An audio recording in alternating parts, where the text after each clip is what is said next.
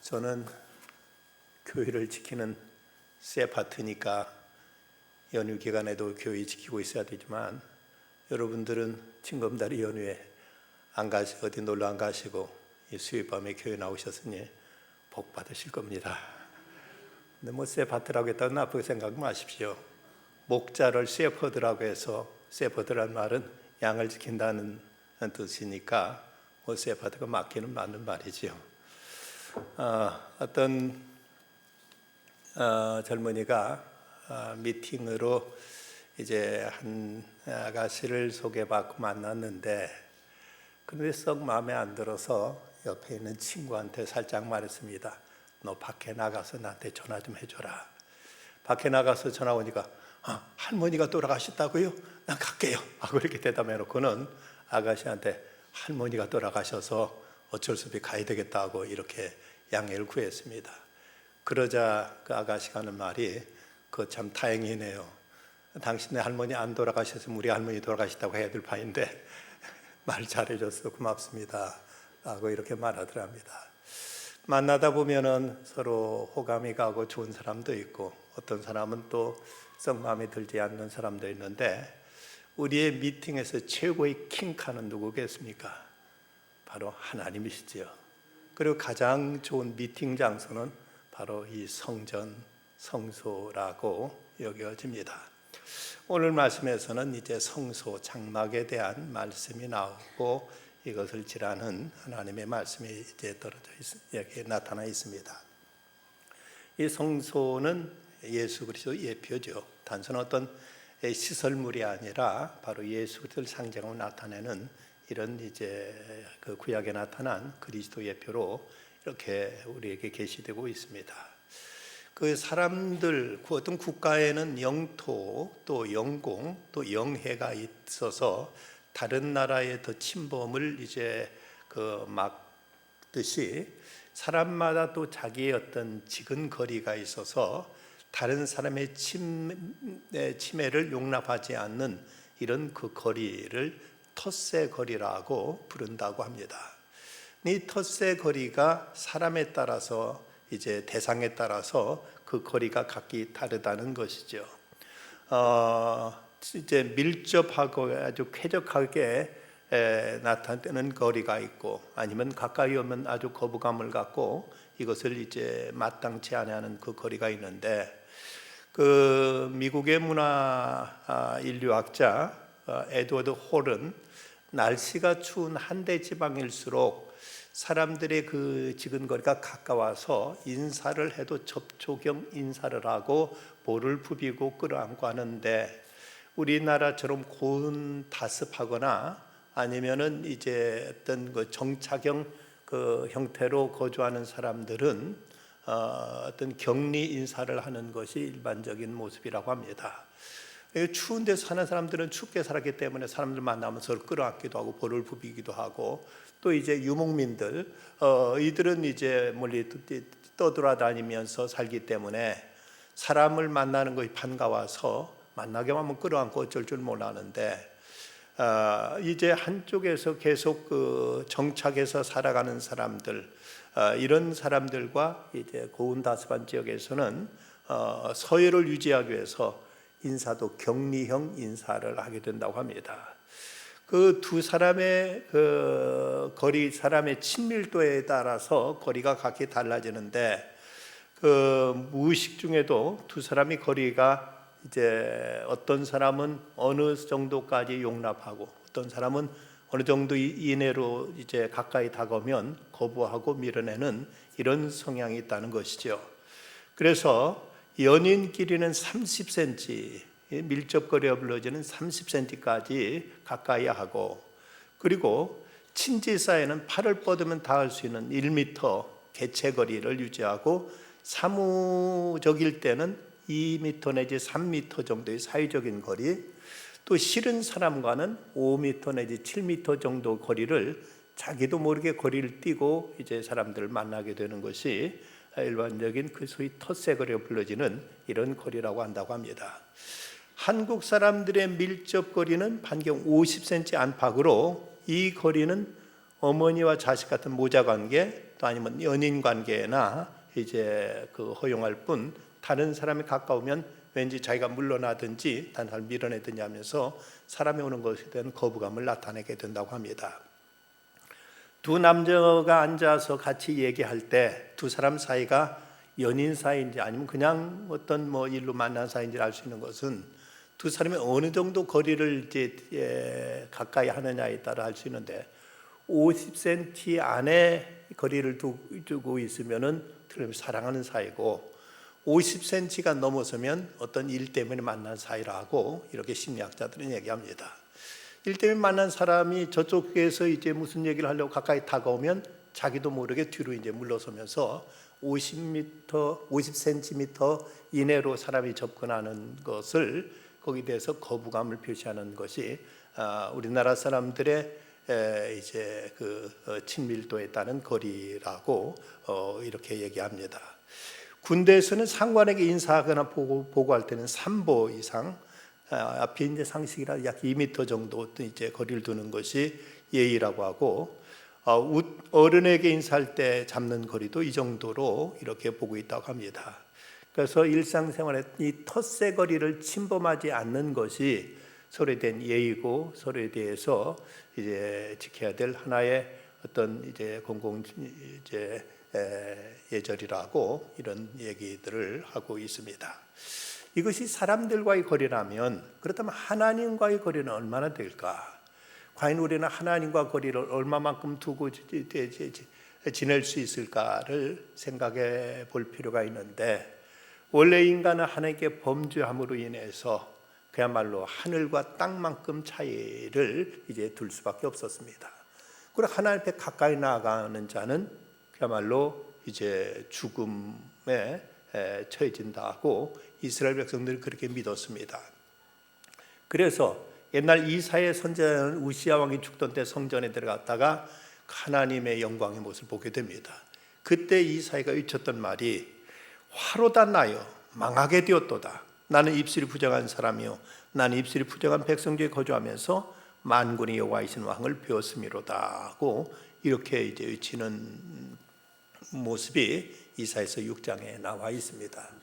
이렇듯 하나님과 인간과의 관계는 결코 가까이 할 수 없는 인간이 범죄한 인간이 하나님 앞에 가까이 나가면 하나님을 뵙기만 해도 죽음에 처해진다고 이렇게 여길 만큼 하나님은 두려움의 대상이었고 감히 인간이 범죄할 수 없는 대상이었습니다. 그런데 오늘 8절과 9절 말씀에 보면 하나님께 전혀 새로운 말씀을 이스라엘 백성 모세에게 주십니다. 내가 그들 중에 거할 성소를 그들이 나를 위하여 짓되 무릇 내가 내게 보이는 모양대로 장막을 짓고 기구들도 그 모양을 따라 지을지니라고 말씀하시면서 내가 그들 중에 거할 성소를 지으라고 말씀하십니다.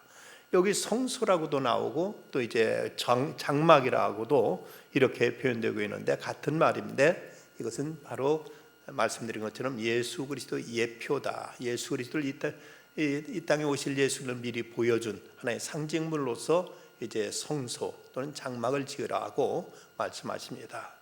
그럼 이 성소에 대한 장막에 대한 그 성경에 나온 표현들을 보면 여러 가지 형태로 여러 가지 모습으로 이제 그 표현이 나오고 있습니다.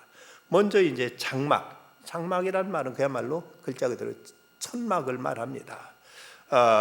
이제 출애굽기 25장 9절 말씀 무릇 내가 내게 보이는 모양대로 장막을 짓고 기구들도 그 모양을 따라 지을지니라 하고 말씀하고 있는데 여기서 이제 장막, 곧 천막을 지으라고 말씀하고 있습니다.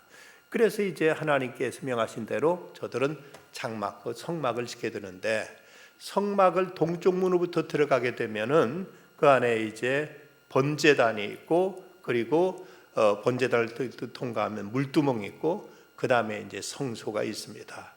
근데 성소의 깊은 곳에 이제 지성소가 있는데 그 성소의 오른쪽에는 12개의 진설병이 진열되어 있는 떡상이 있고 그리고 성소의 왼편에는 금토대가 있고 중앙에는 그곳에 분향단이 있습니다. 그리고 그 중앙에 휘장이 있고 휘장을 열고 들어가면 법궤 또는 언약궤라고 불려지는 이제 이제 법궤가 있는 그 지성소가 그 안에 자리 잡고 있습니다. 이스라엘 백성들은 이제 광야에서 진행하다가 어느 곳에 진을 칠 때는 꼭 성막을 가운데 모셔놓고, 그리고 동서남북으로 세 지파씩 12지파가 나뉘어서 이제 진을 치면서, 그러면 그 성막을 볼 때마다 하나님이 우리 가운데 계신다, 하나님 우리 중에 하나님이 거하신다는 이런 의미로 그들은 늘 성막을 중심으로 움직였던 것을 볼 수가 있습니다. 그래서 이스라엘 백성들은 그 장막을 보면서 신앙 고백이 우리 가운데 하나님이 거하신다는 이런 의미로 이제 성막을 받아들였는데, 근데 이제 신약에 와서는 이것이 다른 의미로 이제 발전하게 됩니다. 두세 사람이 내 이름으로 모인 곳에는 나도 그들 중에 있느니라 하면서 예수님이 우리 가운데, 성도들 가운데 믿음의 공동체 속에 주님이 거하신다는 말씀으로 이렇게 나타나 있습니다. 이렇게 이제 첫 번째 나타난 표현이 바로 오늘 본문 9절에 나와 있는 장막이라는 표현이고, 그 다음에 성막, 테버나클이라는 이제 표현은 26장 1절에 가면 나옵니다. 너는 성막을 만들되, 이건 거룩한 장막, 거룩한 천막이라는 뜻이죠. 왜 이곳이 거룩한가? 이건 뭐 금으로 이제 만들었기 때문에 그런가? 이건 특별히 고급 재료로 만들었기 때문에 거룩한가? 그것이 아니라 이건 하나님이 거하시는 곳이기 때문에 이곳은 거룩한 천막이다 해서 성막이라고 이렇게 불렀습니다. 또 하나 이제 나타나는 표현은 성소라는 표현이 본문 8절에 나오죠. 내가 그들 중에 거할 성소를 그들이 나를 위하여 짓되, 이것이 하나님이 거하시는 곳이기 때문에 이것은 거룩한 처소다 해서 성소라고도 불려졌습니다. 또 하나가 이제 회막이라는 또 표현도 나옵니다. 이 말은 그 레위기서 1장 1절에 나오는데, 여호와께서 회막에서 모세를 부르시고, 이 회막이라는 말을 영어로는 tent of meeting이라고 이렇게 불려집니다. 만나는 천막이라는 뜻으로 이제 회막이라 불려졌습니다. 이 회자는 모일 회자라고 해서 회자로서 이제 모여서 만나서 어떤 교제를 나누고 만나서 어떤 사귐이 이루어지는 것. 그래서 이 그 성막을 회막이라고 불러서 여기 하나님께서 당신의 백성들을 만나 주시는 곳, 이곳으로 그래서 이곳을 회막이라고 불렀습니다. 또 하나는 그 증거막, 텐트 오브 테스티모니라고 해서 이것은 그 하나님의 계시가 증거되는 곳, 하나님의 뜻이 이스라엘 백성들에 전달된다고 해서 이곳을 증거막이라고 불렀습니다. 이처럼 다양한 표현들이 성경에 이렇게 5가지로 나타나 있습니다.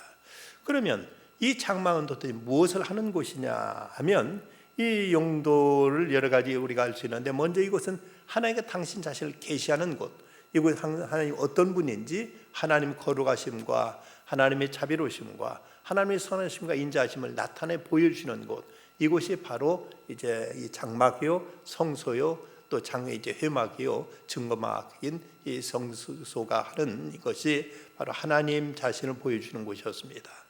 출애굽기 29장 45절 46절 보면, 내가 이스라엘 자손 중에 거하여 그들의 하나님이 되리니, 그들은 내가 그들의 하나님이 와로서 그들 중에 거하려고 그들을 애굽 땅에서 인도해낸 줄 알리라. 나는 그들의 하나님 여호와니라. 내가 애굽 땅 인도해낸 줄을 알리라. 바로 이 성막에 거하면서 하나님은 당신을 백성들에게 알려주시고 보여주시고 증거해 주시는 것으로 이렇게 성막의 역할이 이렇게 나타나 있습니다. 또한 그런가 하면 성막은 하나님께서 죄인인 인간들과 함께 거하시는 곳으로 이렇게 또 소개되고 있습니다. 내가 그들 중에 거할 성소를 그들이 나를 위하여 짓되라는 오늘 본문 8절 말씀처럼 그들 중에 거할 성소, 그들과 함께 거할 성소를 나를 위하여 지으라, 그들이 나를 위하여 지으라고 이렇게 말씀하신 때, 바로 하나님 그곳에 거주하신다, 그곳에 거하신다고 이렇게 성소의 의미를 밝히고 있습니다. 또 하나는 하나님의 죄인인 인간을 만나시는 곳으로서 이 성소의 이제 존재 이유가 또 이제 나타나 있습니다.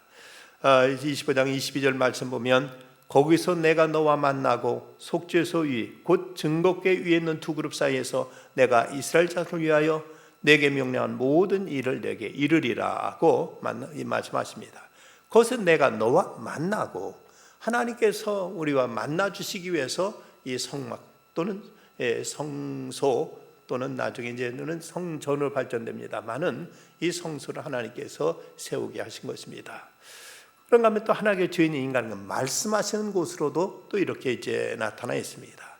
레위기서 1장 1절에 보면 여호와께서 회막에서 모세를 부르시고 그에게 말씀하여 이르시되, 하나님께 우리에게 말씀하시는 곳, 우리 이렇게 성전에 나오는 것도 하나님 우리에게 말씀하시는 그 말씀을 듣기 위해서, 말씀을 받기 위해서 우리가 성전에 찾아 나오게 됩니다.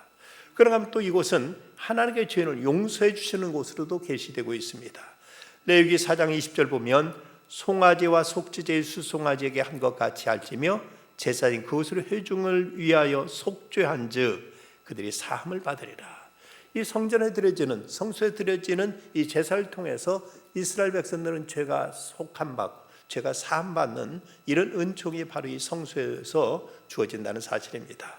또 하나 이곳은 하나님께 죄인들로부터 제물을 받으시는, 인간들로부터, 당신의 백성들로부터 예물을 받으시는 곳이 바로 또 이 성소다고 말씀합니다. 출애굽기 28장 38절을 보면 이 패를 아론의 이마에 두어 그가 이스라엘 자손이 거룩하게 드리는 성물과 관련된 죄책을 담당하게 하라. 그 패가 아론의 이마에 널리심으로 그 성물을 여호와께서 받으시게 되리라. 하나님께 드리는 성물이 연락되는 곳, 이곳이 바로 성소로 이렇게 소개되고 있습니다. 그렇다면 이 성소의 의미가 뭐냐? 성소의 의미는 말씀드린 것처럼 바로 예수 그리스도를 상징한다. 바로 예수님께서 옛날 성소가 그러했던 것처럼 우리와 함께 거하시고 우리에게 말씀하시고 우리에게 계시하시고 우리의 죄를 사해 주시고 우리의 헌신을 받아주시고 우리 가운데 함께 하시는 이런 분으로 바로 성소의 역할은 곧 예수님께 이 땅에 오셔서 하실 일, 그것을 미리 이제 보여준, 미리 예표로 그림자처럼 미리 나타내 보여준 것이 바로 성소이기 때문에 성소의 역할은 곧 예수 그리스도 하실 일을 보여준 것이라고 이렇게 우리는 이해할 수 있겠습니다. 그럼 이 성소의 개념이 어떻게 발전해 왔는가 보면 맨 처음 이 땅에 나타난 성소는 바로 에덴 동산이라고 말할 수가 있습니다. 하나님께서 아담과 하와와 더불어 그 에덴 동산에 함께 가시면서 그들과 같이 교제하시고 그들과 함께 동산을 거니시면서 이스라엘 백성들 가운데 주님께서 사랑을 나누셨고 그들을 축복하셨고 그들에게 한없는 은혜를 베풀어 주셨습니다. 바로 그 에덴 동산이 성소의 개념 속에 맨 첫 번 이 땅에 나타난 그 성소가 바로 에덴 동산입니다. 그런데 그 에덴 동산이 완전히 파괴되고 말았죠. 그것은 곧 인간의 죄로 인해서 선악과를 따먹은 그 사건으로 인해서 에덴 동산은 그만 이제 파괴되고 말았습니다. 이걸로 하나님께 완전히 저들을 버리시고 끝내셨는가 하면 그러진 않으셨습니다. 하나님은 아담과 하와를 에덴 동산에 내쫓으셨지만 그는 아담아 어디 있느냐 하고 저들을 다시 부르시고 찾으시고 저들을 어쨌든 또 다시 하나님의 사랑 많은 자를 회복시키기 위해서 하나님께서 구원의 길을 열어놓으셨습니다. 그래서 두 번째로 하나님이 인간과 만날 장소를 갖기를 원하셨는데 그것이 바로 오늘 말씀에 나오는 바로 성소로서의 그 장막인 것입니다. 하나님께 이스라엘 백성을 만나기 위해서 내가 천막을 지어라, 장막을 만들어라.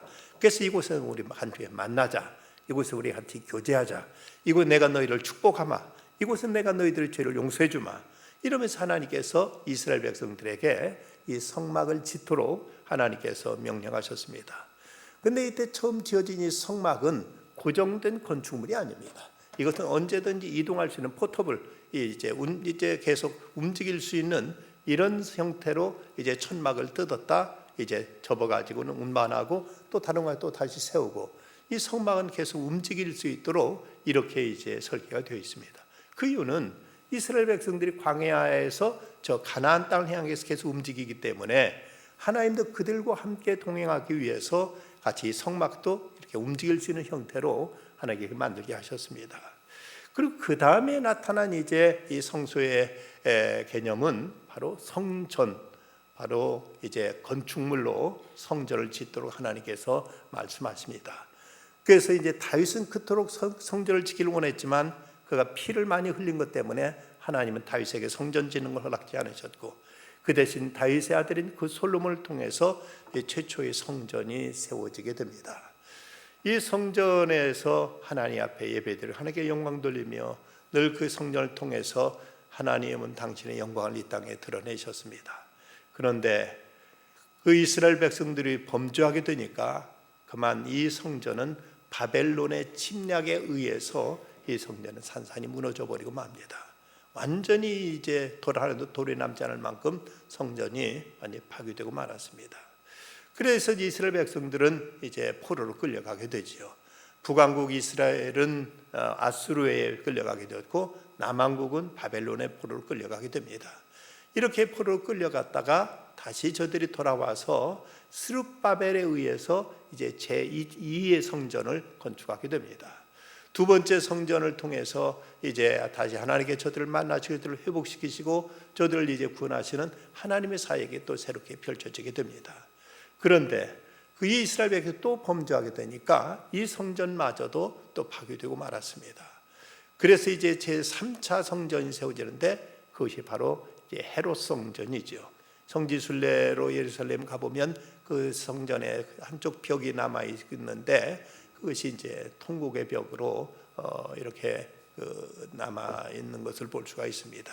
이 성전도 완전히 파괴돼 버리고 말았습니다. 주후 70년 로마의 장군 티투스의 침략에 의해 가지고 완전히 이것도 파괴되고 말았습니다. 그런데 예수님께 이 땅에 오셨을 때 세워졌던 그때 이 당시 성전이 바로 헤롯 성전인데 이것은 팔레스타인을 다스리는 분봉왕 헤롯이 지은 성전입니다. 하지만 이 성전은 하나님께서 인정하는 흔적을 별로 발견할 수 없습니다. 왜냐하면 이 성전을 지은 목적이 하나님의 영광을 위해 지은 것이 아니라 헤롯이 자기 정치적인 목적으로 지은 것이었기 때문에 이 성전이 그렇게 하나님의 영광을 드러내고 이것이 거룩한 성소로서 역할을 제대로 했다는 것을 성경 어디서 찾아볼 수가 없습니다. 왜 하나님께서 옛날 이스라엘 백성들이 애굽에서 나올 때 그리고 광야를 지나는 때는 성막, 장막을 지으라고 하셨고 또 왜 이제 나중에는 성전을 지게 하셨는가?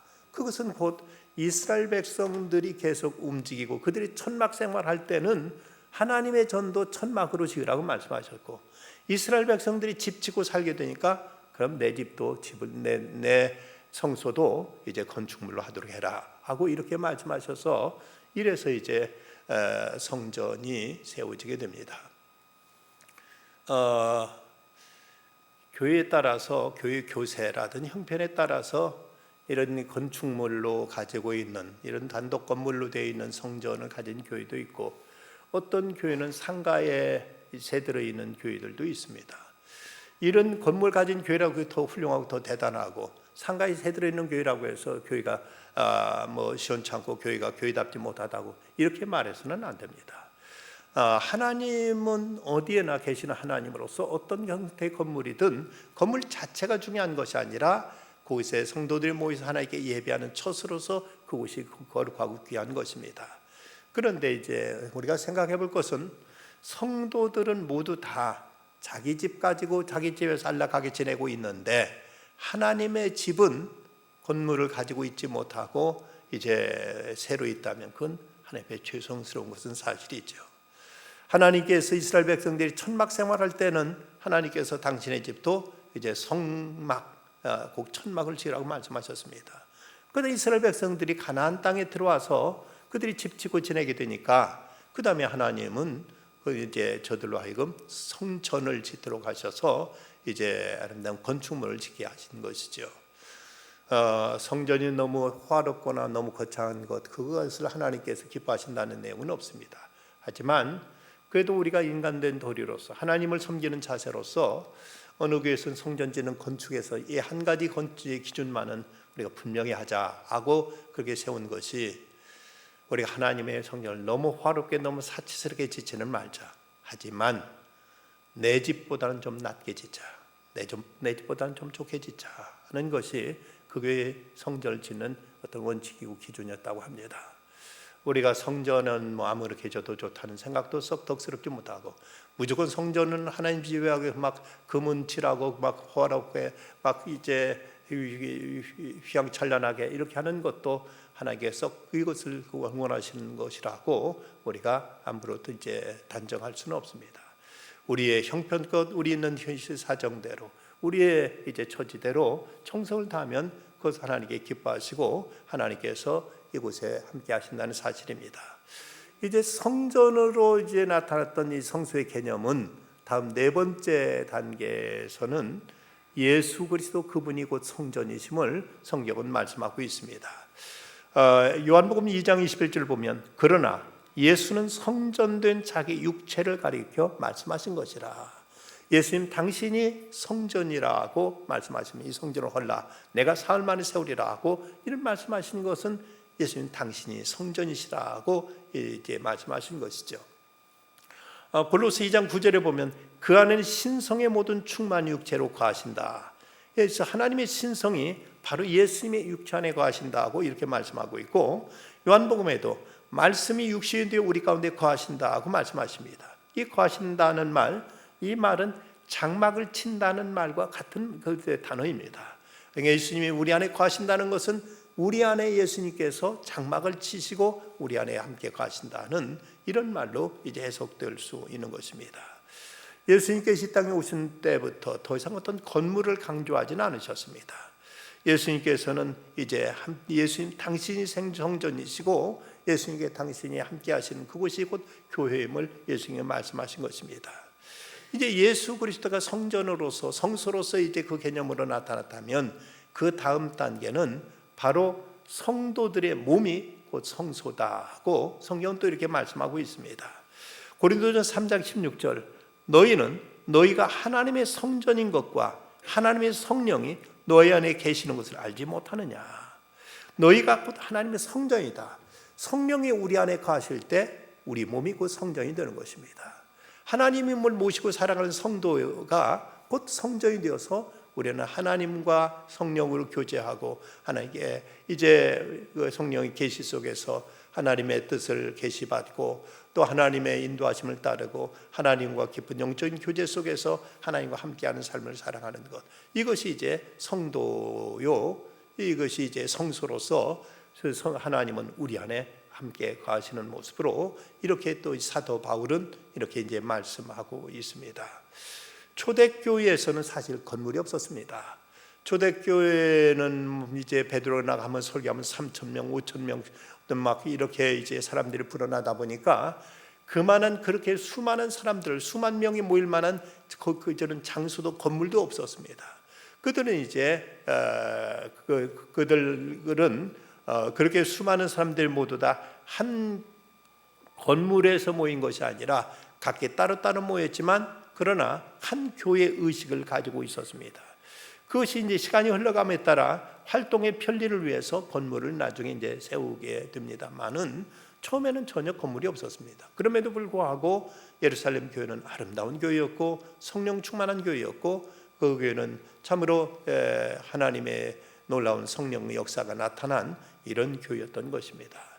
이제 이렇게 이제 성도들 속에 성도들의 몸을 성전 삼으시고 성령이 거하시고 하나님 거하시는 이런 성소의 개념이 나타나는데 마지막 단계로서 성소는 이제 천국이라고 말할 수가 있습니다. 왜 그곳이 천국 이제 성소인가? 하나님이 가장 충만하게 거하고 계시기 때문입니다.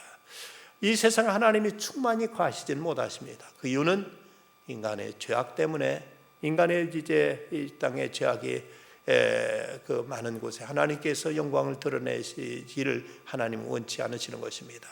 하나님께서는 이제 하나님의 이제 그 통치가 완전히 이루어지는 곳, 그곳이 천국이고 이거 장차 영원한 나라에서 이것이 이제 완성될 것인데 그 하나님께서 영광에 충만한 곳, 그곳을 이제 성전으로 계시하고 있습니다. 그 고린도서 5장 1절을 보면 만일 땅에 있는 우리의 장막집이 무너지면 하나님께 지으실 집, 곧 손으로 지은 것이 아니요 하늘에 있는 영원한 집이 우리에게 있는 줄 아느니라고 이렇게 말씀하고 있습니다. 여기서 장막집은 우리들의 육체, 구원받은 성도의 육체를 의미하지만 그리고 하늘에 있는 영원한 집은 바로 이제 천국을 의미하고 있습니다. 마지막 성소입니다. 곧 영원한 성소인 것입니다. 그래서 출애굽기 오늘 이 9절 말씀, 내가 그들 중에 거할 성소를 지으라 말씀하신 것도 하나님 그들 가운데 함께 계시겠다는 것으로서 이 성소의 개념은 하나님을 만나고 하나님과 교제하는 곳, 하나님의 은총의 역사가 나타나는 곳, 이곳이 바로 성소로서 이렇게 이제 계시되고 있습니다. 그런데 이 성소는 눈에 보이는 이런 어떤 이제 천막으로 때로는 성전 건물로 나타났었지만 가장 완벽한 성소는 예수 그리스도요. 그리고 장차 천국에서 우리는 완성된 그 성소에서 주님과 더불어 영원토록 교제를 나누게 될 것입니다. 옛날 예루살렘에 살고 있던 한 남자가 있었습니다. 그는 복잡한 시장에서 청소부로 그리고 채소 장사로 일하고 있었습니다. 근데 어느 날 그가 대제사장한테 찾아가서 이런 이제 요청을 합니다. 제사장님, 저는 지난 20년 동안 시장에서 일해온 장사꾼입니다. 그렇지만 제게도 한 가지 소원이 있습니다. 그것은 저도 저 지성소에 들어가서 하나님을 만나 뵙는 것입니다. 꼭 허락해 주셔야 되겠습니다. 하고 이렇게 간절하게 간청을 합니다.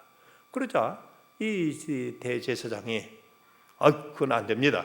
이 지성소는 아무나 들어갈 수 있는 곳이 아닙니다. 하고 딱 잘라서 거절을 합니다. 근데 이 사람은 물러서지 않고 계속 와서 이제 조르기 시작합니다. 제사장님, 저도 한번 좀 들어가게 해주십시오. 저도 거기서 하나님 좀 뵙고 싶습니다. 그건 얼마나 거룩한 곳이고 얼마나 하나님 영광이 가득한 곳인지 저도 한번 거기서 들어가서 그걸 한번 체험해 보고 싶습니다. 하고 이렇게 매일 와서 졸라댑니다. 이제 이 대제사장도 어떻게 이제 그걸 떨쳐낼 수 없으니까 나중에 이제 그렇게 말을 합니다. 그러면 당신이 성전에 와서 3년만 열심히 일을 하면 그때 가서 한번 생각해 보겠습니다. 그때 이 사람이 하던 모든 것 다 때려치고 이 성전에 와서 이제 열심히 그 성전을 이제 정수도 하고 성전을 몸바쳐 일하면서 온갖 수고와 헌신을 다했습니다. 그리고 드디어 3년이 지났습니다. 제사장님, 제가 지금 3년이 다 됐습니다. 약속하신 대로 저 지성전 안에 들어가게 해주십시오. 그러자 이제 이 대제사장이 참 어찌할까 난감해 하다가 저기가 저 정토라는 문입니다. 그 문을 열고 들어가 보십시오. 그 다음 난 모릅니다. 거기에 들어가면 그곳이 바로 하나님과 하시는 지성소입니다. 라고 이렇게 일러줬습니다. 그러다 이 사람이 뚜벅뚜벅 걸어가서 그 지성소 문을 열었습니다. 그리고 그것에 얼마나 놀라운 영광과 놀라운 하나님의 광채가 있을까 한껏 그는 기대하면서 문을 열었습니다. 그런데 이게 웬일입니까?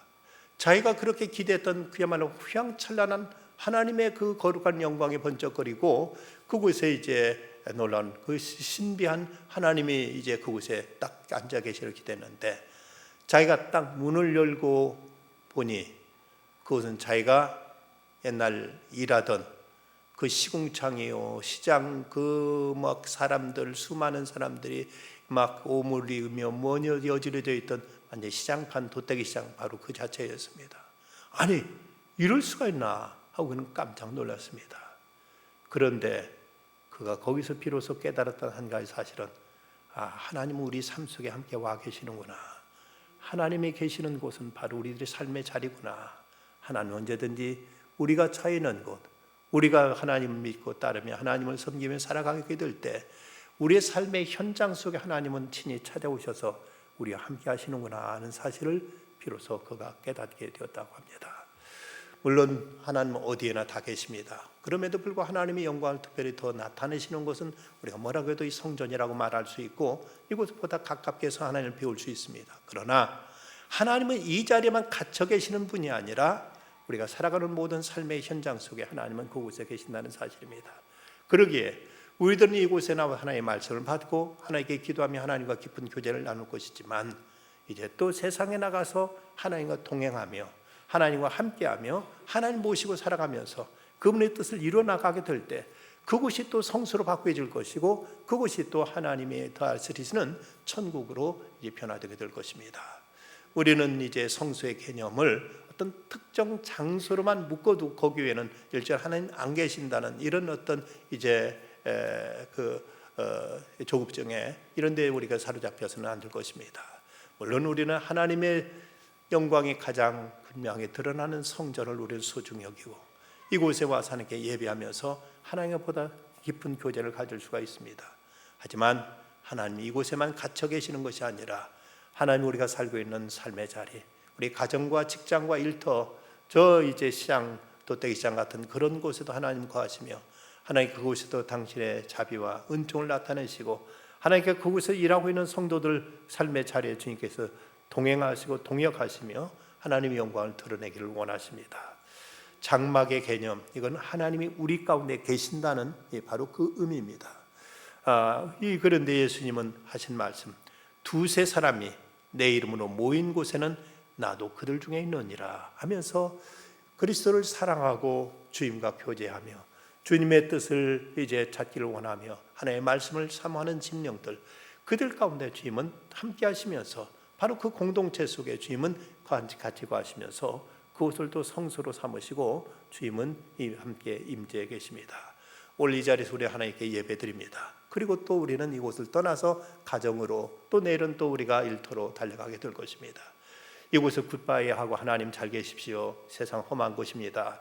하나님처럼 점잖으신 분 세상 나가셨다가 잘못하면 욕 보십니다. 하나님 가만히 이곳에 계시면은 세상 나가서 제가 일 잘 보면 봉투 하나 다음 주 들고 오겠습니다 하고 이렇게 하나님을 여기다만 가만히 모셔놓은 것이 아니라 이곳을 떠나면서도 우리는 하나님과 동행하고 하나님 그분을 어디서나 모시고 함께 하게 될 때 우리가 살아가는 삶의 현장 모두가 거룩한 성소가 될 것이고 이곳이 곧 주님이 함께 하시는 곳으로서 주님께서 우리를 만나주시고 말씀하시고 우리 가운데 성령으로 역사하시고 우리를 인도하셔서 어디를 가든지 주님의 임재 속에 살아가면서 이 땅에서 천국을 경험해 나가는 복된 삶이 되시기를 간절히 기원합니다. 기도하시겠습니다. 거룩하신 아버지 하나님, 이 밤도 죄 전에 찾아 나왔습니다.